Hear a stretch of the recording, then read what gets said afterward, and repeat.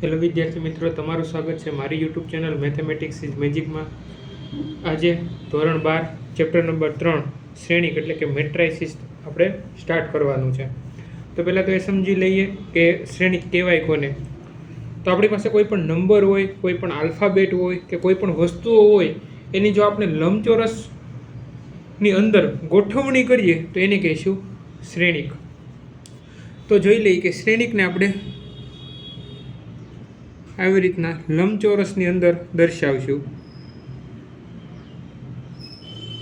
હવે કઈ રીતે? ધારો કે આપણી પાસે કોઈ નંબર છે, તો પહેલાં તો આપણે નંબર લખીએ 1 2 3 4, એટલે 1 2 3 4, અને એને કેની અંદર? લંબચોરસની અંદર આપણે લખવું છે. તો આ શ્રેણિકને દર્શાવાય આવી રીતના, શ્રેણિકને દર્શાવાય.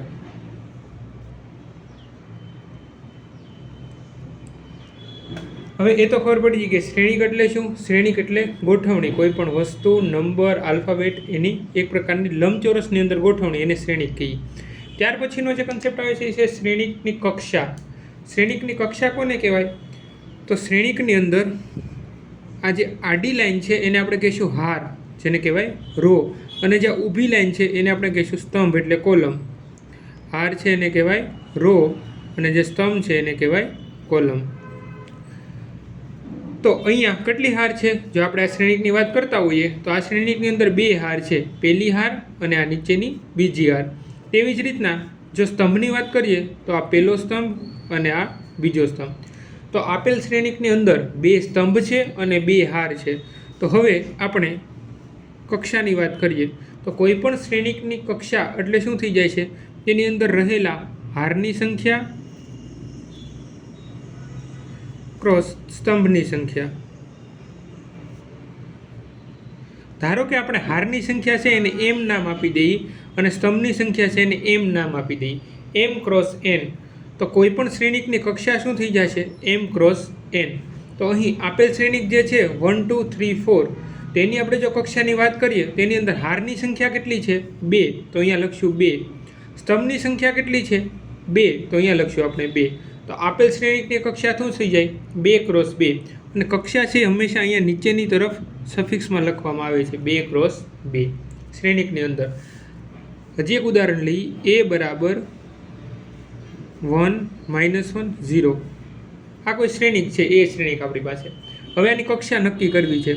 તો પહેલાં તો હારની સંખ્યા જોવાની. ફર્સ્ટ કઈ સંખ્યા આવશે? હારની સંખ્યા. પહેલાં સ્તંભની સંખ્યા ન લખી શકીએ, પહેલાં હારની સંખ્યા લખવાની. પહેલાં હારની સંખ્યા કેટલી છે? અહીંયા 1 2 અને આ 3 હાર છે, તો પહેલાં હારની સંખ્યા 3 લખી. હવે સ્તંભની સંખ્યા, સ્તંભ એટલે હું ઊભી લાઈન કેટલી છે એ જોવાનું. તો ઊભી લાઈન તો અહીંયા 1 જ છે, તો ઊભી લાઈન 1, એટલે સ્તંભની સંખ્યા થઈ ગઈ 1. તો આ શ્રેણિકની કક્ષા કેટલી થઈ ગઈ? 3 ક્રોસ 1. હજી એક ઉદાહરણ લઈએ, 1 2 4 5 0 1, આવું કંઈક આપેલું છે. તો પહેલાં આપણે આની કક્ષા નક્કી કરવી છે. તો કક્ષા નક્કી કરવા માટે શું કરવાનું? પહેલાં હારની સંખ્યા જોવાની. અહીંયા હાર કેટલી છે? 1 અને 2, તો અહીંયા આવશે પહેલાં હાર 2, અને પછી જોવાના સ્તંભ. તો સ્તંભની સંખ્યા કેટલી છે? 1 2 અને 3, 3 સ્તંભ છે, તો અહીંયા થઈ ગયા 3. તો કેટલા કક્ષાનો આનો ઓર્ડર કેટલો બની ગયો શ્રેણિકનો? 2 ક્રોસ 3નો શ્રેણિકનો કક્ષા બની ગયો, અથવા તો ઓર્ડર બની ગયો. ઓકે, તો આપણે શું સમજ્યા અત્યારે? કક્ષા. કક્ષા કોને કહેવાય? તો કે ભાઈ હારની સંખ્યા અને સ્તંભની સંખ્યા. પહેલાં હારની સંખ્યા આવશે, પછી ક્રોસ સ્તંભની સંખ્યા, એટલે આપણને શ્રેણિકની કક્ષા મળશે. ઓકે, હવે તમને એમ પૂછવામાં આવે કે શ્રેણિકને અંદર રહેલા ઘટકોની સંખ્યા કેટલી? અહીંયા કેટલા ઘટક હતા? 1 2 3 અને 4. તો આ બધા ઘટકો છે. સેમ અહીંયા જુઓ તો એની અંદર કેટલા છે? 1 2 3. અહીંયા કેટલા ઘટકો છે? 1 2 3 4 5 6. અહીંયા 6 ઘટકો છે. તો આપણને કોઈ પણ શ્રેણિકની માત્ર કક્ષા આપી અને એમ પૂછે કે આપેલ શ્રેણિકની કક્ષા m ક્રોસ n છે, તો તેની અંદર રહેલા ઘટકોની સંખ્યા શું થઈ જાય છે? m અને n નો ગુણાકાર. જો કોઈ શ્રેણિકની કક્ષા m ક્રોસ n હોય તો તેમાં રહેલા ઘટકોની સંખ્યા m × n થાય. એટલે m અને n નો ગુણાકાર કરવાનો. જો આપણે જે પેલું ઉદાહરણ લીધું હતું 1 2 3 4 એમાં આપણને કક્ષા કેટલી મળી હતી 2 × 2. હવે એનો ગુણાકાર કરો તો ટોટલ ઘટકો કેટલા થઈ જાય 4 થઈ જાય, એટલે 1 2 3 4 જે આપણને મળ્યા હતા. એના પછીના ઉદાહરણમાં જોઈએ આપણને કક્ષા શું મળી હતી 3 × 1, તો એનો ગુણાકાર કરો 3 × 3 એટલે ઘટકોની સંખ્યા કેટલી થઈ ગઈ 3, 1 2 અને 3. સેમ અહીંયા જુઓ બી આપેલો હતો શ્રેણિક, એમાં કેટલા ઘટકો આવશે 2 × 3 એટલે 6 આવે, તો ઘટકોની સંખ્યા કેટલી થઈ 6 થવી જોઈએ 1 2 3 4 5 6. તો આમ તમને એમસીક્યુમાં પૂછાય કે કોઈ પણ શ્રેણિકની કક્ષા આપી દે, ધારો કે કોઈ શ્રેણિકની કક્ષા છે 5 × 4ની, તો આ શ્રેણિકમાં ઘટકોની સંખ્યા કેટલી હશે, તો ઘટકોની સંખ્યા કેટલી હશે 20. ઘટકોની સંખ્યા કેટલી હશે 20. તો આપેલ શ્રેણિકને કક્ષામાં હાર અને સ્તંભનો ગુણાકાર કરો એટલે તમને ઘટકોની સંખ્યા મળે. તો શ્રેણિક કોને કહેવાય અને કક્ષા કોને કહેવાય, અને કોઈ પણ શ્રેણિકની અંદર કેટલા ઘટકો રહેલા હોય તે તેની કક્ષા ઉપરથી કઈ રીતે જાણી શકાય એનો આપણે અભ્યાસ કર્યો. ત્યાર પછીનો જે ટોપિક છે એ છે શ્રેણિકના પ્રકાર. શ્રેણિકના આમ તો ઘણા બધા પ્રકાર છે, પણ આપણે 1 by 1 જોતા જઈએ. એમાંનો પહેલો જે પ્રકાર આવે છે એ છે સ્તંભ શ્રેણિક. સ્તંભ શ્રેણિક કોને કહેવાય, શ્રેણિકોના પ્રકાર. શ્રેણિકના પ્રકાર એમાંનો જે પહેલો પ્રકાર છે એ છે સ્તંભ શ્રેણિક. સ્તંભ શ્રેણિકમાં માત્ર ને માત્ર સ્તંભ શ્રેણિક, જે શ્રેણિકની અંદર માત્ર ને માત્ર એક હાર હોય, માત્ર શું હોય એક સ્તંભ હોય, હાર નહીં સ્તંભ. જે શ્રેણિકની અંદર એક સ્તંભ હોય એને કહેવાય સ્તંભ શ્રેણિક. અને હારની સંખ્યા કેટલી હોય એ ખબર નથી, હારની સંખ્યા આપણે એમ લઈ લઈએ, એક હાર હોય 2 હાર હોય 3 હાર હોય 4 હાર હોય, ગમે એટલી હાર હોય, હાર સાથે લેવા દેવા નથી. પણ જો શ્રેણિકની અંદર માત્ર ને માત્ર એક સ્તંભ હોય તો એને સ્તંભ શ્રેણિક કહેવાય. ઉદાહરણ તરીકે કોઈ એ શ્રેણિક લઈ 1 2, તો આ શ્રેણિકની અંદર જુઓ સ્તંભની સંખ્યા કેટલી છે 1 છે અને હારની સંખ્યા કેટલી છે 2 છે, તો આ શ્રેણિકની કક્ષા શું થઈ જશે 2 × 1. પહેલાં હારની સંખ્યા લખવાની, પછી સ્તંભની સંખ્યા લખવાની. તો આપેલ શ્રેણિકની અંદર હારની સંખ્યા 2 અને સ્તંભની સંખ્યા 1 છે, તો આપેલ શ્રેણિક કેવો થઈ ગયો સ્તંભ શ્રેણિક થઈ ગયો, કારણ કે સ્તંભની સંખ્યા કેવી છે 1 છે. હજી ઉદાહરણ લઈએ 0 - 2, આ કોઈ બી શ્રેણિક છે, તો આની અંદર હજી એક ઘટક ઉમેરી ગયો. તો આની અંદર હારની સંખ્યા કેટલી છે 1 2 અને 3, તો હારની સંખ્યા 3 થઈ ગઈ, પણ સ્તંભની સંખ્યા તો 1 જ છે, એટલે અહીંયા થઈ ગઈ 1 સ્તંભની સંખ્યા. તો આપેલ શ્રેણિક શેનું ઉદાહરણ છે, સ્તંભ શ્રેણિકનું ઉદાહરણ છે. જે શ્રેણિકની અંદર માત્ર ને માત્ર એક જ સ્તંભ આવેલા હોય તેવા શ્રેણિકને શું કહેવાય છે સ્તંભ શ્રેણિક. પછીનો બીજો જે પ્રકાર છે એ છે હાર શ્રેણિક. હાર શ્રેણિક, તો બસ સ્તંભ શ્રેણિક આવડી જાય તો હાર શ્રેણિક એના જેવું જ છે, માત્ર ને માત્ર એક હાર હોય. ઉપરનામાં શું હતું એક સ્તંભ હતો, તો એ સ્તંભ શ્રેણિક થઈ ગયું.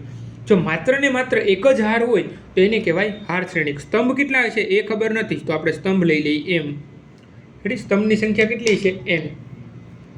ઉદાહરણ લઈ, ઉદાહરણમાં આપણે શું કરવાનું છે, હાર કેટલી રાખવાની છે 1 1 2 3. હારની સંખ્યા કેટલી છે 1 છે, એટલે આ શ્રેણિક કેવો કહેવાય હાર શ્રેણિક કહેવાય. એક હાર, અને આની કક્ષા જોવા જઈએ તો કેટલી થઈ જશે 1 × અને સ્તંભ જોવાના, સ્તંભ 1 2 અને 3 છે, તો 1 × 3ની થઈ ગઈ. કોઈ બીજું ઉદાહરણ લઈએ,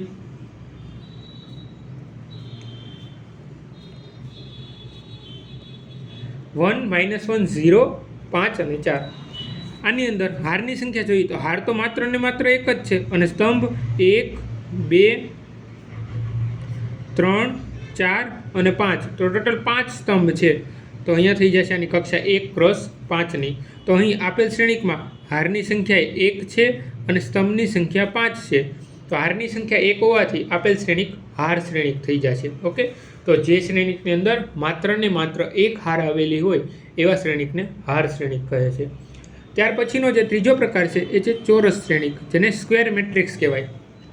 પહેલો જોયો તો એ કોલમ મેટ્રિક્સ, પછીનો હાર શ્રેણિક એટલે રો મેટ્રિક્સ, અને પછીનો ચોરસ શ્રેણિક એટલે સ્ક્વેર મેટ્રિક્સ.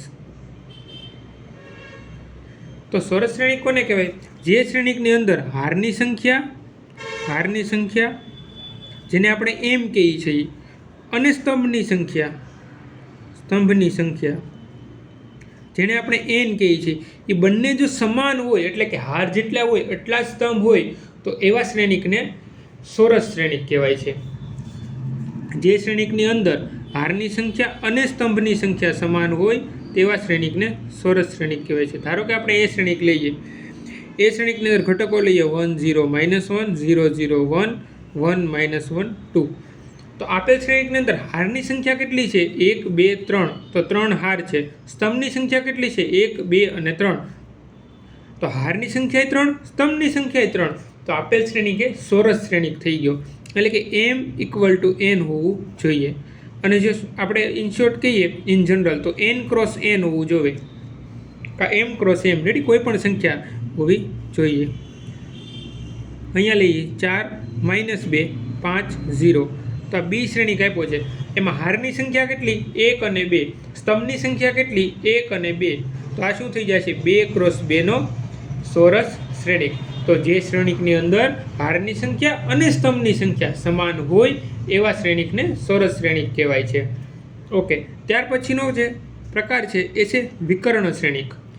વિકર્ણ શ્રેણિક કોને કહેવાય છે? તો કે ભાઈ વિકર્ણ શ્રેણિક તો આપણને ખબર છે જેમ ચોરસ, લંબચોરસ, કોઈ પણ ચતુષ્કોણ હોય તો તેમાં વિકર્ણ કઈ રીતે હોય? તો કે બે સામેના જે આપણે બિંદુ કહીએ શિરોબિંદુ એને આપણે જોડીએ તો આપણને વિકર્ણ મળે. તો શ્રેણિકમાં એવું જ કંઈક આવશે. અહીંયા શિરોબિંદુ નહીં આવે, પણ અહીંયા જે આપણને વિકર્ણમાં દેખાય આ બધાય છે 1 1 1. અને આને આપણે રાખી દઈએ 0 0 0 0 0 ને 0. તો અહીંયા જોઈએ આપણે 3 ક્રોસ 3 કક્ષાવાળો શ્રેણિક લીધો છે. એની અંદર જો વિકર્ણના ઘટકો, અને વિકર્ણ કહેવાય, વિકર્ણના ઘટકો કંઈ પણ સંખ્યા હોય, અથવા તો કોઈ પણ આલ્ફાબેટ હોય યા કોઈ પણ વસ્તુ હોય. અહીંયા આપણે રાખવું હોય તો A, B અને C પણ રાખી શકીએ.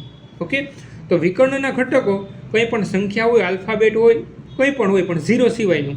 0 હોય કે એકાદો ઘટક 0 હોય તો ચાલે, બધા જ ઘટકો 0 ચાલશે નહીં. 1-2 ઘટકો 0 હોય તો ચાલશે. તો આવા શ્રેણિકને વિકર્ણ શ્રેણિક કહેવાય. અને વિકર્ણ જે ઘટકો હોય એ સિવાયના બાકીના જે બધા ઘટકો છે એ શું હોવું જોઈએ? 0 હોવા જોઈએ. ધારો કે આપણે લઈએ 2 ક્રોસ 2 નો શ્રેણિક લીધો, તો અહીંયા હું લખું 1, અહીંયા લખી નાખું 2. તો બાકીના જે ઘટકો છે એ હંમેશા શું હોવા જોઈએ? 0 હોવા જોઈએ. 0 સિવાયનું કોઈ પણ નહીં. અહીંયા 1 લખું તો વિકર્ણ શ્રેણિક થાય નહીં. વિકર્ણના ઘટકો જ માત્ર ને માત્ર હોવા જોઈએ, બાકીના બધા ઘટકો 0 હોવા જોઈએ. તો આને કહેવાય વિકર્ણ શ્રેણિક. વિકર્ણ શ્રેણિકનું હજી એક ઉદાહરણ લઈએ.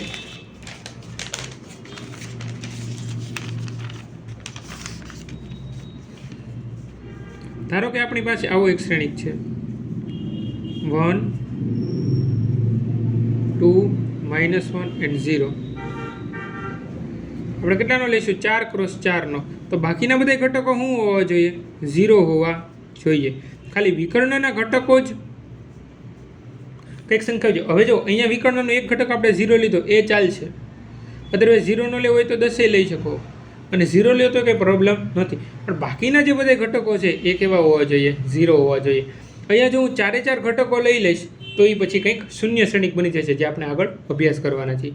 તો વિકર્ણ શ્રેણિક એટલે હું માત્ર ને માત્ર વિકર્ણના ઘટકો હોવા જોઈએ, બાકીના જે બધા ઘટકો છે એ શું હોવા જોઈએ? 0 હોવા જોઈએ. તે હતો વિકર્ણ શ્રેણિક. પછીનો જે આવે છે એ છે અદિશ શ્રેણિક. પાંચમો જે પ્રકાર છે એ કેવો છે? અદિશ શ્રેણિક.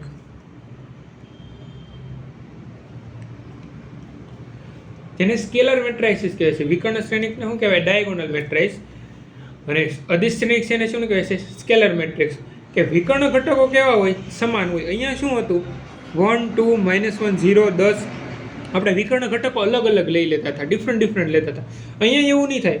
વિકર્ણ ઘટકો શું હશે? જે હશે એ સમાન હશે.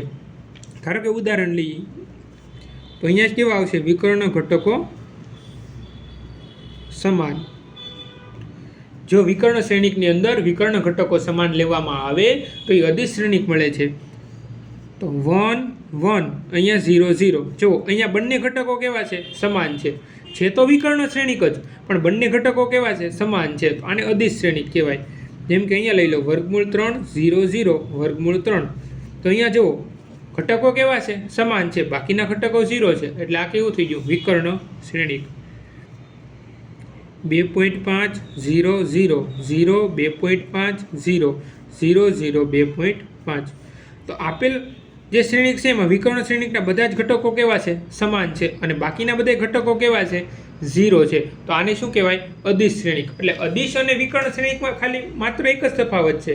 અદિશ શ્રેણિકમાં બધા જ ઘટકો સમાન છે, જ્યારે વિકર્ણ શ્રેણિકમાં બધા જ ઘટકો સમાન હોય એવું જરૂરી નથી. બધા ઘટકો અલગ પણ હોઈ શકે અને સમાન પણ હોઈ શકે. ઓકે, એટલે મેઇન બે ડિફરન્સ છે અદિશ શ્રેણિક અને વિકર્ણ શ્રેણિકની અંદર. બાકીના બધા ઘટકો વિકર્ણ સિવાયના 0 તો બંનેમાં હશે, પણ અદિશ શ્રેણિકની અંદર વિકર્ણ ઘટકો સમાન હશે, જ્યારે વિકર્ણ શ્રેણિકની અંદર સમાન હોય એ જરૂરી નથી.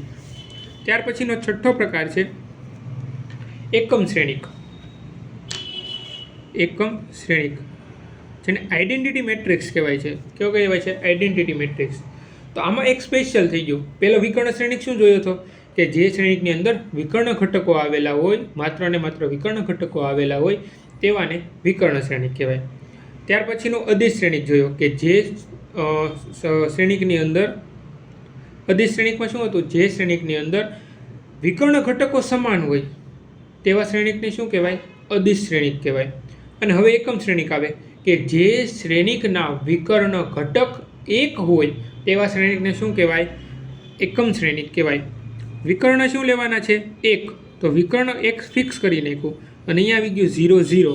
તો આ થઈ ગયો 2x2 નો એકમ શ્રેણિક. જે શ્રેણિકની અંદર માત્ર વિકર્ણ ઘટક શું હોય? એક જ હોય. અહીંયા એક સિવાયનું તમે કોઈ પણ સંખ્યા ન લઈ શકો. તમને એમ થાય કે 2 લેવી છે? ના. -1 લેવા છે? ના. 0 લેવા છે? ના. એક સિવાયની કોઈ પણ સંખ્યા તમે એકમ શ્રેણિકની અંદર લઈ શકો નહીં. ધારો કે આપણે બીજું કોઈ લઈએ 1 0 0 0 1 0 0 0 1. તો અહીંયા જુઓ તો વિકર્ણ ઘટક માત્ર ને માત્ર એક જ છે. અહીંયા તમે એક સિવાયની કોઈ પણ સંખ્યા રાખી શકો નહીં. જો વિકર્ણ તમે 1 1 1 આપેલું હોય અને બાકીના બધા જ ઘટકો 0 0 0 હોય તો આ શ્રેણિકને એકમ શ્રેણિક કહેવાય છે, એટલે કે આઈડેન્ટિટી મેટ્રિક્સ કહેવાય છે, જેને I વડે દર્શાવશું. રેડી? I આ 3x3 છે. ઘણીવાર તમને એમ કહે છે I 2x2, I 3x3. તો આનો મતલબ તમારે શું સમજવાનો કે એકમ શ્રેણિક આઈડેન્ટિટી મેટ્રિક્સ એટલે I આવ્યો, એકમ શ્રેણિક 2x2 નો આપેલો છે એટલે આ મિનિંગ થયો એનો 1 0 0 1. I 3x3 નો મિનિંગ શું થયો કે 3x3 જેમાં હારની સંખ્યા અને સ્તંભની સંખ્યા 3 3 છે તો 1 0 0 0 1 0 0 0 1. તો આ શ્રેણિક બને છે. એવી રીતના 4x4 પણ હોય, 5x5 પણ હોય. ઓકે, ત્યાર પછીનો જે નેક્સ્ટ પ્રકાર છે એ છે શૂન્ય શ્રેણિક. શૂન્ય શ્રેણિક જે શ્રેણિકની અંદર બધા જ ઘટકો શૂન્ય હોય તો તેવાને શું કહેવાય છે? શૂન્ય શ્રેણિક. એના તો ઉદાહરણ આપણે ઇઝીલી લઈ શકીએ. 0 0 0 0 બધા જ ઘટકો શું છે? 0. તો આ શૂન્ય શ્રેણિક થઈ ગયું. 2x2 નો શૂન્ય શ્રેણિક. 0 0 0 0 0 0 0 0 0. તો આ 3x3 નો શૂન્ય શ્રેણિક થઈ ગયો. ઘણીવાર તમને આવી રીતના શ્રેણિકની અંદર બિગ 0 પણ આપી દેશે તો આનો મિનિંગ શું સમજવાનો તમારે? આ 0 શ્રેણિક છે. એક મોટો 0 લખીને આપી દે. આવી રીતના 2 કે 3 વાર લાઈનમાં હાર કે સ્તંભમાં લખે નહીં. ડાયરેક્ટ શું કરી દે? એક શ્રેણિકની અંદર આવી રીતના 0 લખીને આપે. તો આનો મતલબ શું સમજવાનો કે આ શૂન્ય શ્રેણિક છે. Okay, done. તો એટલા આપણે પ્રકાર પૂર્ણ કર્યા. પહેલો પ્રકાર જોયો કે પહેલો પ્રકાર જોયો સ્તંભ શ્રેણિક. જે શ્રેણિકની અંદર માત્ર એક જ સ્તંભ આવેલો હોય તેને સ્તંભ શ્રેણિક કહેવાય. પછીનો હાર શ્રેણિક. જે શ્રેણિકની અંદર માત્ર ને માત્ર એક જ હાર આવેલી હોય તેને હાર શ્રેણિક કહેવાય. ત્રીજો પ્રકાર ચોરસ શ્રેણિક. જે શ્રેણિકની અંદર હાર અને સ્તંભની સંખ્યા કેવી હોય? સમાન હોય તો તેવાને ચોરસ શ્રેણિક કહેવાય. વિકર્ણ શ્રેણિક. જે શ્રેણિકની અંદર માત્ર ને માત્ર વિકર્ણ ઘટકો હોય અને બાકીના ઘટકો 0 હોય તો તેવાને વિકર્ણ શ્રેણિક કહેવાય. ત્યાર પછીનું અદિશ શ્રેણિક. તો તેમાં વિકર્ણ ઘટકો સમાન હોય અને બાકીના બધા ઘટકો 0 હોય તો તેવાને અદિશ શ્રેણિક કહેવાય. ત્યાર પછી એકમ શ્રેણિક. વિકર્ણ ઘટક માત્ર ને માત્ર એક જ હોય તો તેને એકમ શ્રેણિક કહેવાય અને બાકીના બધા ઘટકો શું હોવા જોઈએ? 0 હોવા જોઈએ. શૂન્ય શ્રેણિક. જો શ્રેણિકના બધા જ ઘટકો 0 હોય તો એને શૂન્ય શ્રેણિક કહેવાય. ઓકે, તો આ શ્રેણિકોના પ્રકાર જોયા. ટોટલ આપણે 7 પ્રકાર જોયા. કક્ષા જોઈ લીધી, પ્રકાર જોઈ લીધા. હવે આવે છે શ્રેણિકોના સરવાળા અને બાદબાકી, જે આપણે નેક્સ્ટ લેક્ચરમાં જોઈશું અને ત્યાર પછી સ્વાધ્યાયના દાખલા ગણીશું.